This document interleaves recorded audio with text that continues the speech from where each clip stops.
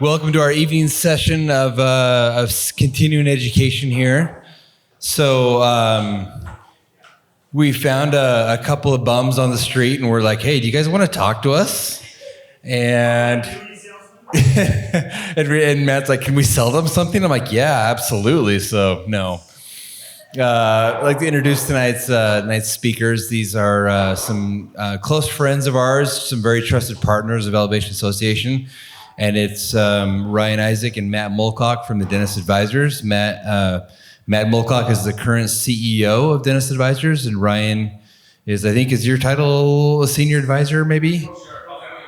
Ryan was one of the original founders, right, of Dentist Advisors. So these guys, we have a long relationship with them. We love what they do, who they are, what they represent, and what they mean for our profession. And last year, they had their first annual summit in June in Park City, and it was a huge hit. And at that function, they had what was his name? Daniel Crosby. Yeah, Daniel Crosby who wrote the book, The Soul of Wealth. If you have never heard of that book or read that book, it's fantastic. I would recommend it, and I think they'll probably touch on that a little bit tonight. And then they're going to talk about how to live your rich life. So this is a life presentation, and without further ado, I'm going to turn the time over to Matt and Ryan.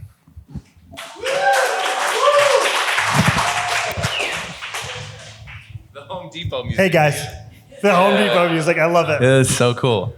I was just telling Jared, he really stacked the deck against us. We did a killer workout this morning. Whoever did that, I'm wrecked. Then we have a full day of fun, and we have a insanely good meal, and then we're going to talk money. So it's perfect. I actually really resonated with what Mark was saying yesterday about kind of like never doing the same presentation twice. So we actually had full intentions of doing the presentation that I did at our summit that you referenced back in June. And then flying here on the airplane, I was reading The Soul of Wealth. And I was like, no, we're going to scrap it. We're going to redo a whole new presentation. So we made this over the last couple of days. So hopefully it's decent. Today. Literally today. Today. Okay, so it's been in your heart for years, though, Matt. It's been in my heart. It's been here exactly. deeply. Yeah. Okay. Okay. So again, it is not lost on us that we are all exhausted, and financial planning is not exactly the funnest thing to talk about. We are going to try to make this as lively and engaging as we possibly can. Thank you for bearing with us. If we just like halfway through, we're just like, you know what? Let's just do like a Q&A thing, or you want us to shut up? Just let us know. We first want to just give you a quick summary of who we are. There's a lot of people here I think at this point that don't know who we are. So as Jared said, Dentist Advisors, we are a no commission, comprehensive fiduciary financial planning firm, as I'm sure you can guess, just for dentists. So we work with about between 600 and 700 dentists now all over the country. I want to break this down for you because if you take nothing else away from this, I think this is probably the thing to take away if you're ever considering engaging with an advisor, not just us, just anyone. This is a really, really important thing to understand about the industry we want to hit. So this is how advisors are paid. This is such a confused topic. I know there's a lot going on the page. I'll explain this. Charlie Munger says incentives are the most powerful thing in the world, which is especially in the money world. So it's really, really critical to understand how advisors are paid. It's my belief that most advisors out there are out there trying to do the right thing. I think there's a lot of good people, but there's some bad incentive structures. So just understand this. There's only 3 ways that advisors are paid. Commission-based, the one on the right is, I think it's on the right, yep. Very, very common. This is like the insurance person, the annuity salesman, who call themselves advisors. They're really just hawking a product. Really, really easy way to tell is if you're sitting down with what your shirt. Yeah, your shirt. Like 100%. If they look like this, you're getting sold something so hard. Like 100%. If they're over 40 and they dress like this in shorts and 100%. It's very true. Yeah. The shirt is the first. Yeah. Subtle foreshadowing. So not only the shirt. Oh yeah. Wait till the offer at the end. It's a pyramid. Yeah, no, it's not a pyramid. It's just, so I start at the top. You just get afraid. It's not a pyramid, I swear. It's more like a house. We're just like a roof. No, the best way to tell when it comes to a commission-based salesman is really, I mean, other than the shirts, if they're selling you a product, like when you first meet them, that's telltale sign. No quality advisor that's actually trying to like get to know you and help you is gonna sell you anything in a first engagement. Or just generally trying to tell you to do something. Or give you advice, period. Yeah, make major decisions, which is the total opposite from your industry. No one would ever walk into your office and without a single exam, no x-rays, no pictures, you wouldn't start giving a treatment plan. That would be the dumbest, it's not even a thing.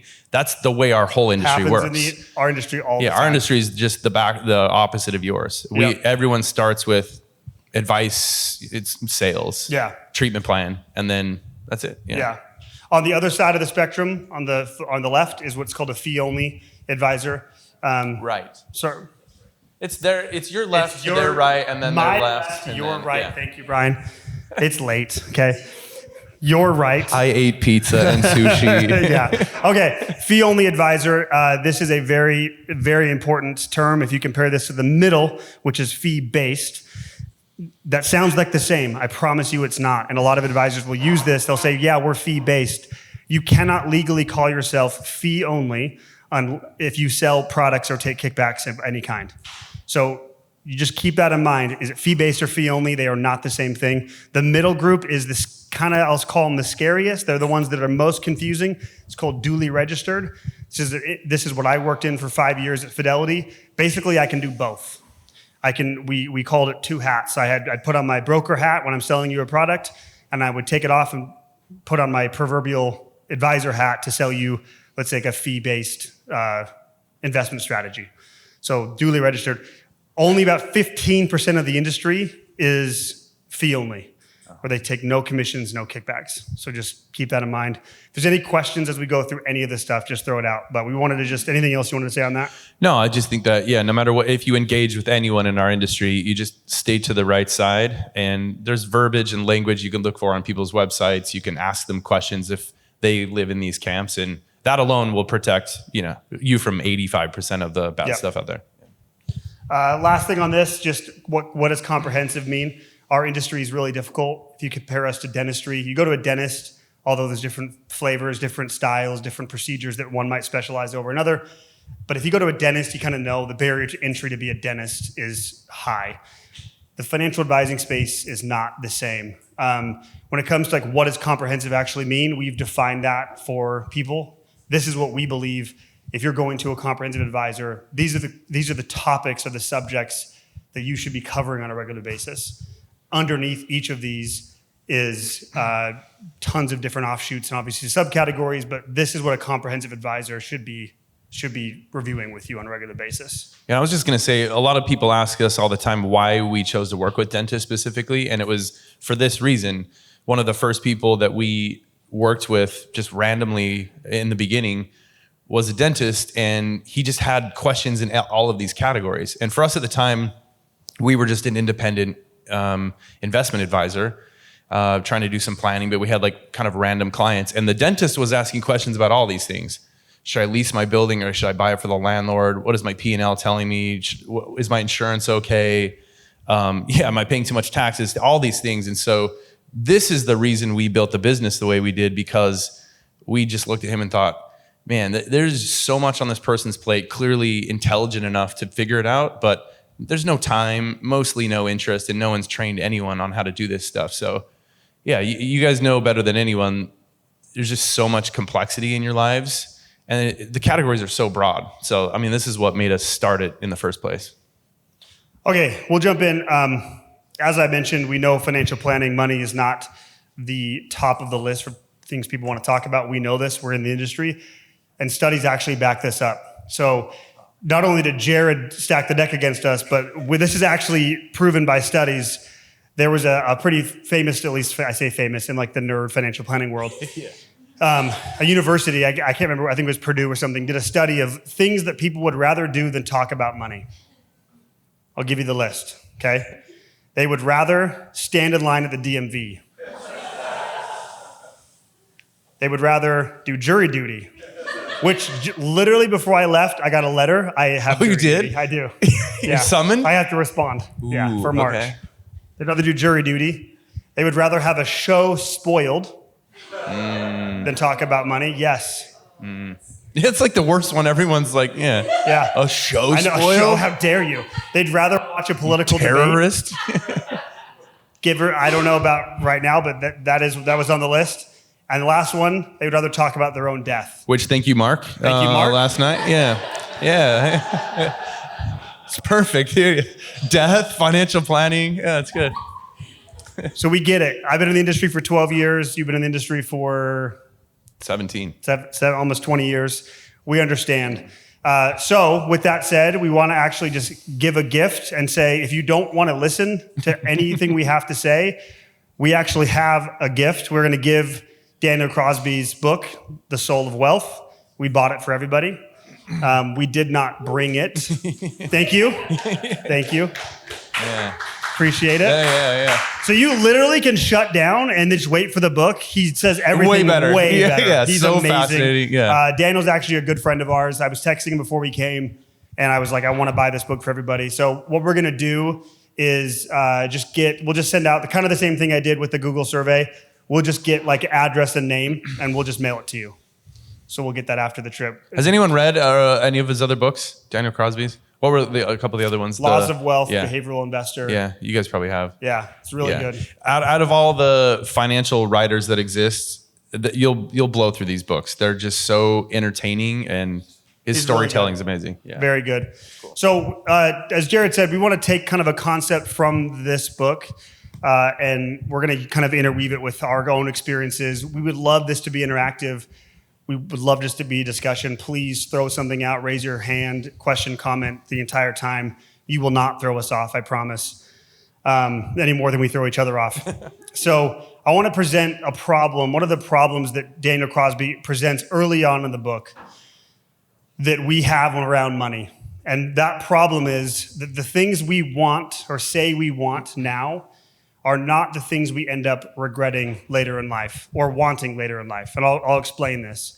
But this is like a premise of what he talks a lot about. Studies back this up time and time again. But I'll just give you an example. And Mark actually mentioned this last night. When you were going through this, I was like, this is either going to be really good or really bad. It's either going to be exactly the same thing. Exact intro. But let me give you an example of what the Daniel Crosby talks about in his book of this exact problem. And we'll kind of use this for the premise of the rest of our discussion tonight. So New Year's resolutions. I don't need to repeat anything. Mark mentioned it last night. But New Year's resolutions, the 3 categories of resolutions that Mark mentioned, which data backs us up time and time again: career, money, fitness. It's like every year. Career, money, fitness. I want to ask, I would love raise of hands if you would like, did anyone set a resolution this year or set goals to start the year, or like personal goals? Does anyone want to say like what category they fell in? Was it one of those 3? Or one of them, yeah, something you mean. You have how many? 10? 10 categories. Oh, she's pulling them out. It's like the profit first of New Year's resolutions. Yeah, holy cow. Yeah. It's like 10 accounts. Yeah. You guys are always moving. Yeah, holy cow. That's amazing. Of the 10, I'm curious. Okay. Got it. Cool. So again, study after study shows that it's always within that category. It's like 80% are money related, 70% are career related, and then like 60% are usually something with fitness. So what we want now does not necessarily lead to what we regret later on in life. So Daniel Crosby talks a lot about the 5 regrets of the dying to juxtapose our New Year's resolutions with what we end up regretting. Has anyone read this book? Jared? A couple Dude. people? Yeah, you have thoughts on this. Just go get the audiobook, like while you're here. It's her, she narrates it. She has this beautiful Australian voice, and it's her life. She's telling the story. Bronnie Ware worked as a hospice nurse would be the term for it, for years and years and years. And she collected stories of people's top regrets from all these dying people for so many years. Yeah, it's a heavy book. It is I mean, it was one of the most life-changing books for me. Amazing. But listen to it. I mean, probably worth buying to like remember and underline things too. But go download this in Audible like tonight. Yeah, it's so good. Yeah, it's a very life-changing book for sure.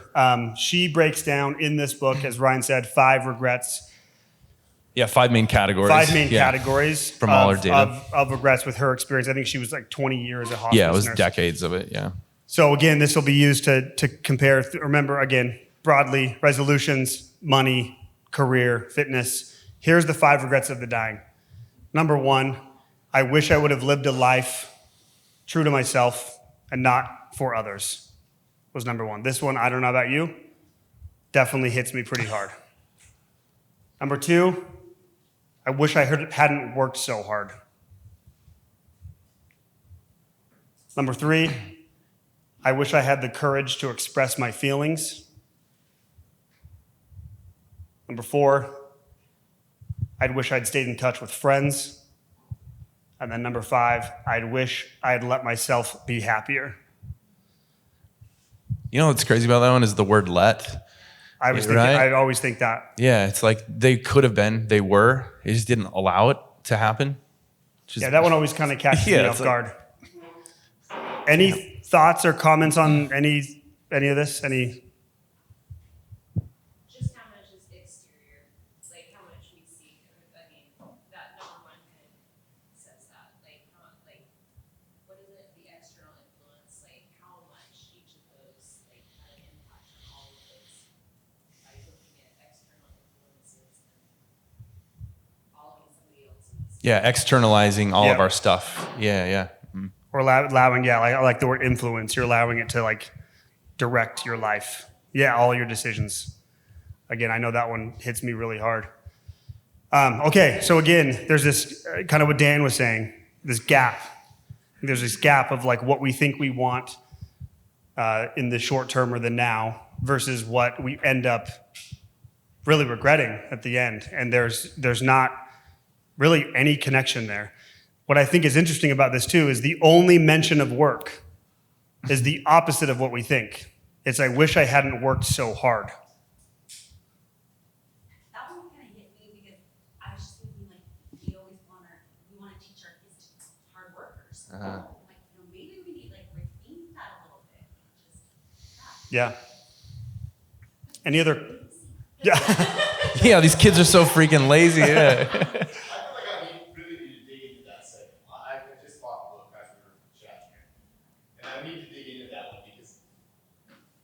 Fascinating because I believe there's happiness found in working hard, and I think that there's identity, located in hard work, and so this idea of finding some kind of harmony between working enough, working hard, but working too much, and I think that at the end of the day, it's like if I look back, at 40, basically 48 years old now, there are times where I'm like, oh crap, I missed out this with my kids, or I missed out this opportunity because I was focused on work, and so I wonder if it correlates with that. So I would love to do it. But it's cool that you say that because you probably also look back and be like, I'm glad I did put in work because look what we do have now. Look what we are able to achieve or be or express or live because of the hard work. It's harmony is the total right word. Yeah.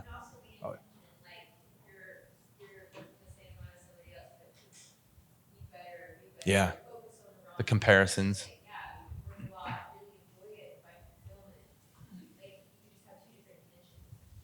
Yeah, we'll go here and then back there.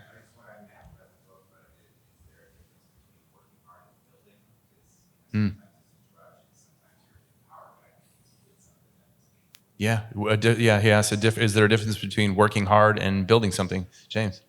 Yeah, I definitely think, I feel like I felt like one of the keys to happiness is being able to know how to work hard. Roosevelt guy. Yeah, that's, yeah. But I kind of wonder, if, this is heavily influenced by people who grew up in, 1901 or whatever, you know what I mean? Yeah, well, there was no choice. It was nothing but hard work. Yeah. Our top 5 on our debt slightly different. Such a good question. Yeah. More balanced lifestyle. Yeah.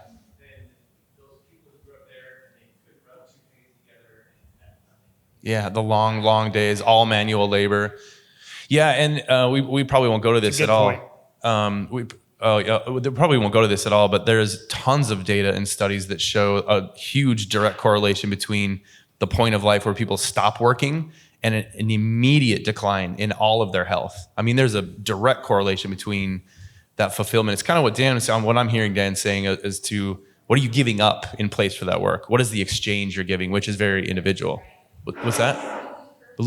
Yeah, totally. Yeah. Is there someone else over here? No. Okay. Yeah, so good. These are Thank great you. thoughts, and So I good. love this point that this isn't exact. And to your point, this whole group, if we were on our deathbeds, might have different answers. Well, I mean, social media would probably be listed up here from our generation Yeah, and below. wish I wouldn't have doom I wish I scrolled would so just much. got off the damn internet for a few more minutes. Exactly. Yeah.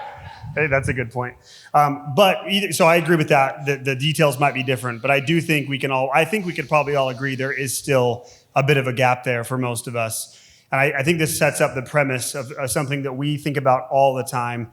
We kind of decided to put different words to it literally today. You're seeing for the first time ever. No, I'm just kidding. But just this idea of kind of the two sides of money and this battle that we see especially dentists face. And we'll talk about this. So there's really two sides of money. There's different words you could use for this. We'll apply different words to this. But I think the words that make sense for us, at least as we were talking through it yesterday and today, is there's like the physics side. A lot of times people want to look at money as like this hard science, like physics. And then there's the philosophy side. There's different ways to look at this. So you could say there's like the brain side, there's the heart side. A lot of examples we use with people is there's the spreadsheet answer, and then there's the real life answer. Morgan Housel, another one of our favorite writers, actually uses really basic language. He talks about the rational side of things and then the reasonable side of things. But there's this push and pull. You have something? I was like, oh, that's cool. Yeah. Yeah. Yeah. Morgan Housel, like the greatest financial writer of our time, said that. Okay. Yeah. Anyone read Psychology of Money? Yeah. That's Best like money book of all time. Yeah. In our mind. So again, I think it sets this push and pull here. So what we have found is most of the time, dentists, generally speaking, live more on the physics side. They live more on the spreadsheet side, the optimization. How do I optimize everything in my life? Which is totally normal. You guys were talking about it. When we work with dentists, smartest people in the country, most high achieving, we totally understand why that's the case. A lot of times we take risks when we present and we talk a lot about the philosophy side to balance things out. Sometimes we get eye rolls. We talk about like the values of money and living your purpose. We're going to talk about it a little bit tonight. But we believe in this. Like you can't just live on one side or the other. I love what Dan said yesterday. I'm losing track of the days, around balance versus harmony. It doesn't mean you have to have this 50-50, but just finding some level of harmony. And I would guess, I'm not going to ask, but I would guess if you're thinking this, what side you're on more than the other, my guess is everyone here, every dentist here would be more on the physics side. Anything else from that? No, I mean, we were just podcasting about this today. It's really logical why most dentists live over here. I mean, it's like the presentation today. Literally, how many KPIs do exist in a dental practice? Mark, around hundreds, could there be? I mean, so you have a population of people who are more naturally geared towards high achievement, high producing people, very intelligent people.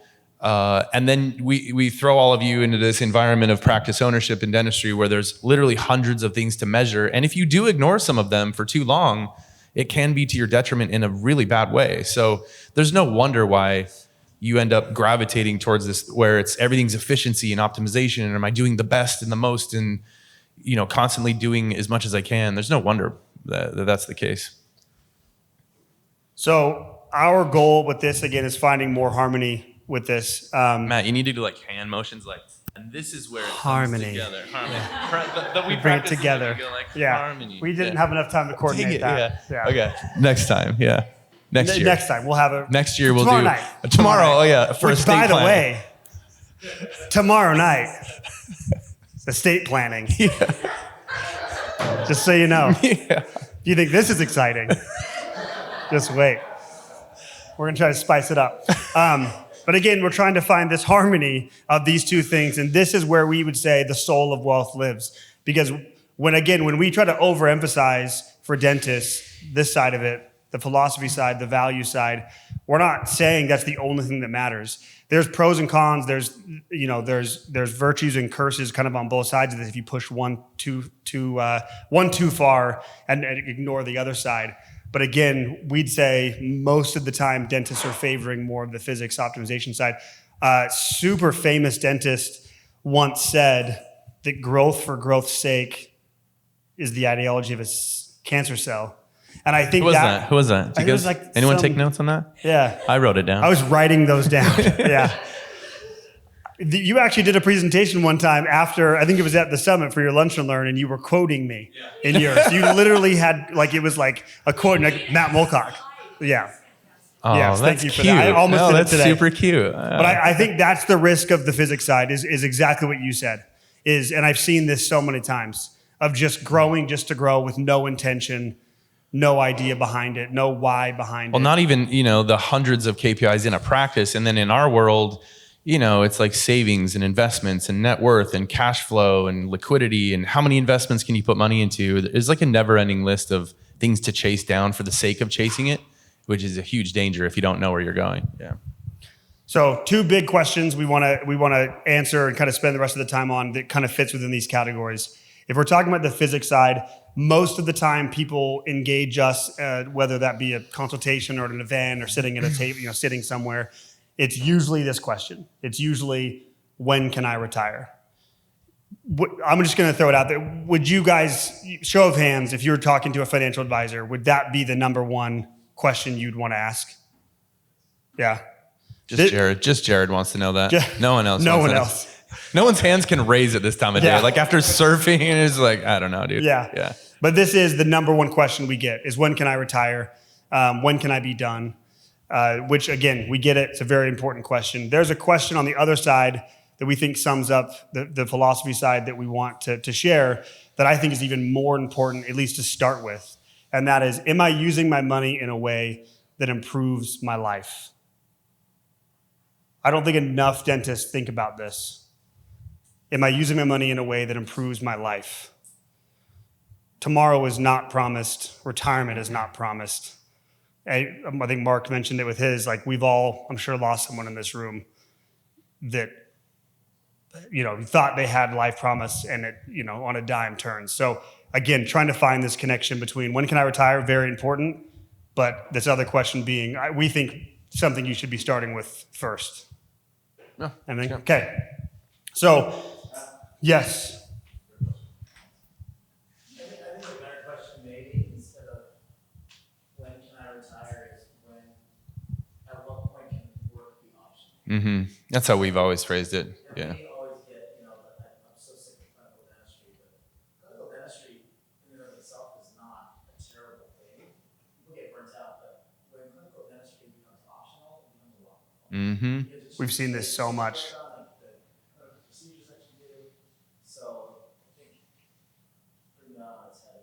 Yep. Yeah, it's actually amazing. You guys have probably seen this with peers or maybe even yourselves. When you can measure that you're actually in an okay spot, how light everything becomes. We've had so many clients come to us thinking that they're really behind, and they're literally like millions of dollars of net worth ahead of where they should be. And then instantly, they're just happy again. And then they just keep practicing and making even more money. And they're like, oh, this is, it's when you know that point where it's an option, and you get to choose from an empowerment standpoint, then it feels much better. Yeah, it's so true. We've seen that a lot. Okay, so we'll go through this really quick. But again, speaking of the kind of physics, the measurable side, years and years ago, Reese and Ryan created a framework for delivering financial advice and a really simple and effective way to just think about your money. We have an imperative, an initiative to make money as approachable as possible. It shouldn't be stuffy. It should not be something that's hard to understand. There should not be this gap of knowledge that we're protecting or gatekeeping. This is all available to you. We want it always out there for people. But it's called Elements. It's the 12 indicators of financial health. So just really quick, I'll run through it. We're going to spend time just on one of them. Top row is, am I taking the right amount of risk? Middle row is, am I using my income wisely? It's all about cash flow. There's only 4 places your money can go. You either can save it, spend it, goes towards debt, or goes towards taxes. The first 4 on the bottom row is, do I have the right mix of assets? Kurt, we were talking earlier about 401k and Roth and brokerage, business equity, real estate equity. That's all the bottom row. And then the bottom corner is total term. This is the retirement readiness. We had that plan to keep everyone awake. Right on time. Right on time, Yeah. baby. As we're talking about Who said to startle everyone earlier? Like just bang on the table, startle us a little bit. Yeah, that's great. The bottom one, total term. This is your retirement readiness number. To Mark's point, this is when you make work optional. So we're not going to spend too much time going through this. We're going to just give you something you can do at home, or I guess this week. Happy to talk to you separately as we go through it. We could try to go through the exercise, but When did we start, by the way? I don't even know what day it is, so. Okay. Let's just at least describe it. Yeah. If we want to take a few minutes to go through it, we totally can. So again, to answer this question, we're giving you all the answers to the test. We wanted to make a very easy way to understand this. When can I make work optional? Very straightforward. We're not saying this is exact details. This is like going to tell you exactly, but this is a good benchmark to start tracking if you're not already doing it. Net worth divided by your annual spending. It's going to come up with a number. We'll break it down and explain it. But this is a very, very simple indicator that you can start tracking on your own to know if work is optional. Does anyone track their own net worth by themselves, like nerdy in a spreadsheet? It's okay. You can. It's like a small hand. Yeah, not many people do. Yeah. Most people only track their net worth when they have to get a loan. You know, the bank makes you fill all your stuff out. That's usually the only time people are doing their net worth. So it's not uncommon if you see that and you're like, I have no idea what it is. It's normal. Yeah, so we'll break this down. If you're not already tracking it, we'll show you how to do it. We could just probably explain this. Let's explain. I don't know if there's enough time to have everyone separately do it. Is the link to the guide? I can send it out. It's on the website. Yeah, we have like a full, beautifully illustrated guide of walking step by step through this, so we can send the link in the group chat, and then it'll just walk you through that. Yeah, that's good. To do this, either again this week at home, we highly encourage you to be doing this if you're not already on a regular basis. But you would calculate your net worth. Your net worth is really straightforward. Everything you own minus everything you owe. So you would just broadly take your categories, write down, or if it's in a spreadsheet, if it's in an app, you would calculate everything or add up all your assets, subtract all your debts. That comes up with your net worth. Not your self-worth, your net worth. Net worth can be negative. Net worth Self-worth can be positive. Ever be negative. Yeah, it's always positive. Exactly. So you'd come up with your net worth, and then you would track your spending. Who here tracks their spending on a regular basis? Couple of hands. Okay. Buck, yeah. I was just going to say that I think Jared, you might have mentioned this morning. It's like a double-edged sword. It's kind of a curse of dentistry, a successful dentistry. There's a point where enough money's coming into the house where you kind of stop worrying about stuff anymore.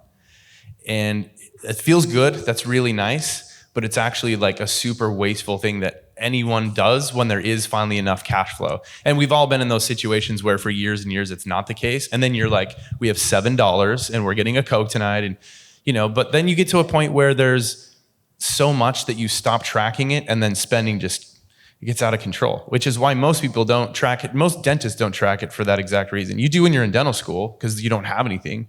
But when you actually make money, you're just like, there's always money there. So we just spend whatever comes in. Well, and it also just kind of sucks. It sucks. It's like dieting. It's oh, this is fun, Jared. Well, what's my fish and rice tonight again? And my spreadsheet. Yeah, it's not fun. It's not fun. It's not. And we don't, when we say tracking spending, we are not talking about budget. We do not believe in a budget. A budget is like a strict diet. You're not going to stick to it for the rest of your life. You might do it for a period of time, a strict diet for a period of time. You might triage something. You might triage something. We've put people on strict budgets when we have to fix some habits. But to sit here and say you're going to stick to a strict budget for the rest of your life, it's not necessary for dentists. But you do have to track your spending. So You take your net worth, you take your annual spending. By the way, if you're thinking about this like this week or at home and you're just like, I don't want to do it, but I think I have a general idea of what I spend, whatever you think you spend, go ahead and multiply it by 1.25 to 1.3.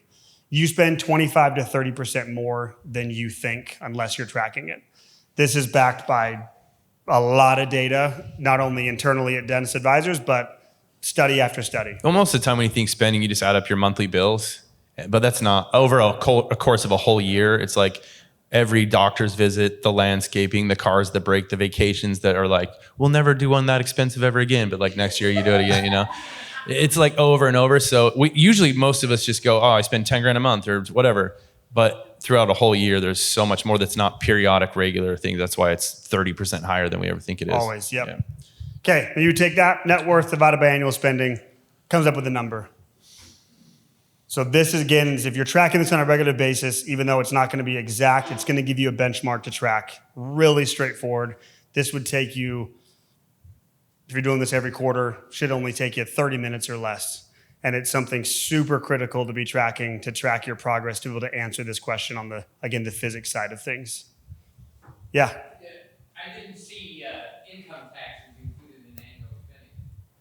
That on purpose. Yeah, so again, if you want to get super precise, you could, like we track income taxes for clients, but the purpose of this, like the spirit of this, is just kind of tracking benchmarks. So your number would be really gross of income tax on both sides, both the asset side, and then on this, you wouldn't track it on the spending side either. We track all of this, including that middle row I was talking about, like the cash flow row, where we're tracking your taxes, but you wouldn't factor that into your spending on this if you're just benchmarking it and trying to track your progress. And you said it earlier, Matt, when someone is actually at a work optional point and they have a bigger net worth and there's a lot of moving pieces on their balance sheet, there's a lot more sophisticated calculations and things, reports to run, you know, where you're done working and you have money in different places and you have real estate and businesses and cash flow. That becomes a lot more sophisticated kind of planning project. This is like, where am I at? This is a, where am I right now? Yes. Oh, wow. Thank you. That was it. Yeah, Okay. Yeah. Everyone's like, yes. Right on time. Notice that the screen never shut off. Like, I know. Oh, Everything went off but the screen. okay. It was amazing though to watch everyone's faces light up. They were like, The coincidental hell yes. things that have kept everyone awake though are like so I know. perfectly. Every Thank you, Jared. 5 minutes, Really there's like appreciate a it. door slamming. the ghost Pretty of soon there's this, gonna be a woman screaming. like a Yeah. Yeah. Thank you. a woman screaming. I don't know. I just thought of something that would be keeping us awake. That escalated. Okay. Yeah, all right. escalated All right. quickly. That's You're a right. good question, by the way. Yeah. Yeah. Great question. Okay. All right. I don't think we have the brain juice to go through. We're gonna skip ahead. Basically think, so again, the natural question would be, okay, what should the number be? Basically just think 30. If you think an easy number, your annual or your net worth divided by your annual spending, you should have a 30 total term. A 30 should be the answer for you to be in what we To have call like infinity indefinite mode. money. Yeah. Yeah, like you would be done. You're set. Any questions on that? We're not going to break this down too much. Just know the answer is 30. The answer is 30. 25 to 30 in that range. It's all in that the download link we'll send you Yeah. guys. So we have a download on this. Oh. Okay. It On looks the like website, totally free. We're not going to spam you. It is completely free. We have several e-guides on our website. You can just download it there. We could put the PDF in the thing. We probably could. Oh, yeah. we can do that. But it breaks it down in detail. You can kind of put the work in separately. Yeah. But sitting by the pool.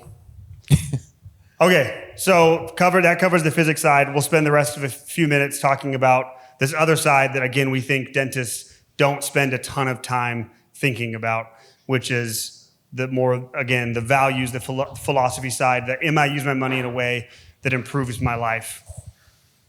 Does anyone recognize this? Yeah, you've seen this? City Slickers. So City Slickers is my favorite movie growing up. I grew up on this movie. My dad's favorite movie of all time. If you have not seen it, it is incredible. I think it's like one of the most underrated comedies of all time. Billy Crystal.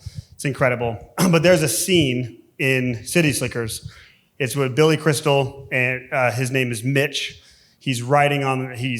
They're out on a cattle drive, and the trail boss is named Curly. Just this leather-bound old dude, eats bacon at every meal, smoking every. He's like the old Ron Swanson. He really is. Like the original Ron Swanson. He really is. Yeah. Like that. But there's a scene where they're doing this cattle drive, and it's just Mitch and Curly, and they're walking along, and Mitch is from the city, Curly again, this old school cowboy, and they're just walking along talking, and Mitch is just complaining about his life and how hard life is. And Curly just looks at him, he's like, you city folk don't know shit. And he's like, kind of caught off guard. He's like, what do you mean? And Curly says, the secret of life, he said, you know what the secret of life is? It's just like, what? He's like, it's just one thing. Just one thing. And he's like, cool. Like, what is it? And he's like, that's for you to figure out. It's I love this scene. It's like kind of a poignant moment in a really funny movie, but really, really powerful. And it always reminds me of this kind of part of the discussion, or just when we approach clients with this, is you decide the philosophy side of your money, the why part of your money. And then you want to... I'm just waiting for the woman to scream, but yeah. That's oh my exactly. God. Should have never said Seriously, that. was the candles flickering, and I'm like literally waiting for like... You're waiting. It's like Haunted Mansion. So with that said, one very underrated thing, and we're going to get to some of the business side that Jared talked about earlier, is this concept of statement of financial purpose. This aligns very, very much on the side we just talked about, which is how much do I need to make work optional. This is the stuff that most people don't think about, the purpose behind my money. And again, we don't have to spend time to go through this. I will give you I'll give you the exercise you guys can do. I highly encourage you to do this with your spouse or partner. It's super powerful. I often get eye rolls when we go through this, or when we talk about this, or the proverbial kind of like, okay, cool, but like, just tell me, how much I can get on my investment. You're like so woo-woo, man. It's so woo-woo. Yeah. But I've yet to ever have anyone actually go through this and not finish it and be like, holy cow, that was actually super powerful. So I'll just give you how to do this. It's very simple. So take a question. This is a version of a question. What role does money play in my life? Another really good question is, why is money important to me? Doesn't matter. Just some version of that. Why is money important to me? What role does money play in my life? 3 rounds. Round 1, set a timer, 10 minutes, and you just write an answer. There is no rule. You can write as much as you want. Just answer the question. And do this separately. If you're doing this with a spouse or partner, do it separately. Answer the question separately. Timer goes off. You sit, you talk, you reflect, see who or how the other person answered. You'll be shocked. You'll be shocked at what the other person says.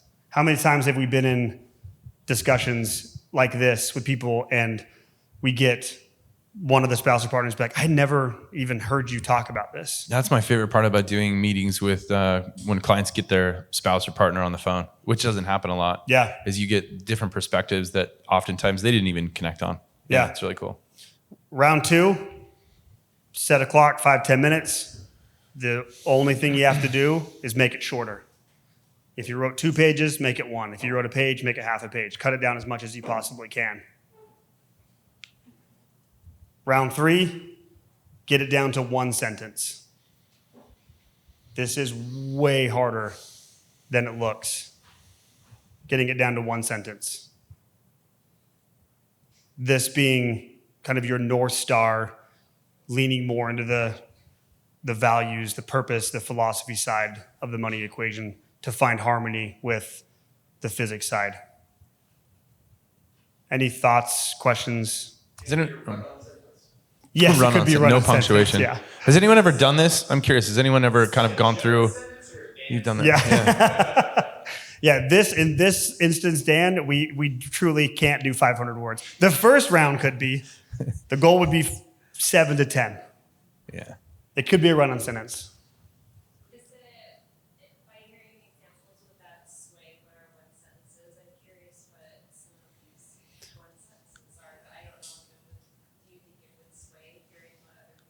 I would love it.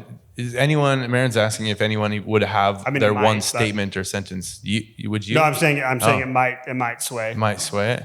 but Yeah. I don't know if anyone has ever done something like this or has an answer. Yeah.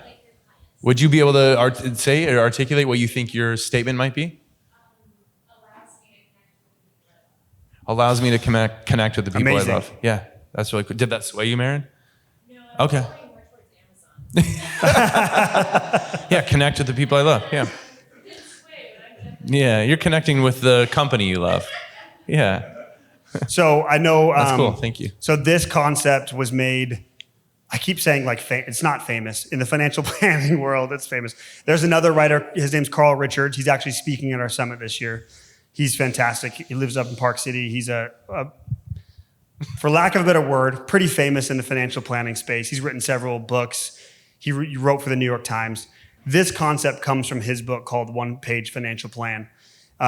If I remember correctly, his example is something time with money or time with family, not time with money, time with family mostly outside. That's his, something like that. So again, I would just encourage you, spend some time, take 30 minutes, go through this really, really powerful exercise. We do some version of this with clients all the time. We go even deeper with a bunch more questions, as Jared and Marin and Dan and Lindsay know. We go pretty deep with questions like this, and you guys can tell me, but most of the time clients will tell us, I have never done anything like this before. I've never even thought of this. Like, you're a financial advisor. Why are you asking me about this kind Where's of stuff? my annuity? Yeah, where's my annuity? Like, let's get it over with, Come man. on, Like, come on. all this beating Where are my around the bush for an guaranteed annuity. returns? Yeah. Yeah. So that's on the personal side. Same thing with business.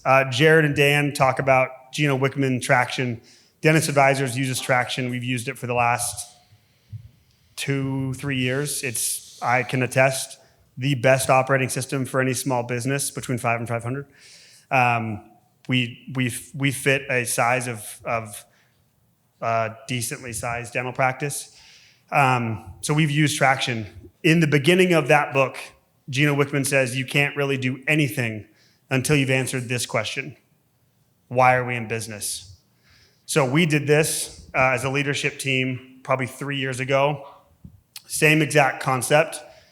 Round one, everyone goes around, or you kind of start the timer, everyone just answers the question. Round two, same thing, make it shorter. Round three, cut it down to one sentence. So we did this, very difficult to do this. This took us like a solid half a day when it came to discussions and back and forth and just sharing each other's views on this. I will share Dennis Advisors after this. When we went through this whole process. And this is Dennis Advisors. To connect, educate, and empower dentists to make smart financial decisions is the part you don't see. But to connect, educate, and empower.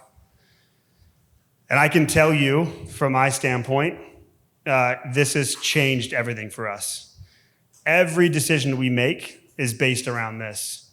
The example, I think, Dan, it was you with the boat team, right? Does that make the boat faster? Every single decision that I make or we make as a team comes back to this. Does this connect, educate, and empower? Does this fit within our purpose? And if it doesn't, we scrap it. Or we have to answer the question, how does this help us connect, educate, and empower dentists, client or otherwise? Anything? Any thoughts on any of this? Everyone's just like, I'm exhausted. Okay, I'm gonna let you finish this out. Oh yeah, anyone like that? Did you like the movie? I haven't seen the movie. Yeah. No, oh, buzzer. Man, okay. We're all entitled to our opinions. Ryan's like, I hate you. We'll talk about it later. No, that's cool. Yeah, Bob Marley. Money is numbers, and numbers never end. If it takes money to be happy, your search for happiness will never end. It's the Jared quote from this morning. You're just growing for no other reason than just to do it. Yeah. Matt, we'll just send out the links after for the book and the Yes. So we to wanna recap give the that, book- that's what I just we bought wanted the to- book for everybody. Again, we'll send out a link afterwards. The worksheet, the book, Yes, I'll send the worksheet. I'll send the link to get your address for the book. to send the book out. Okay. We'll share a couple other things.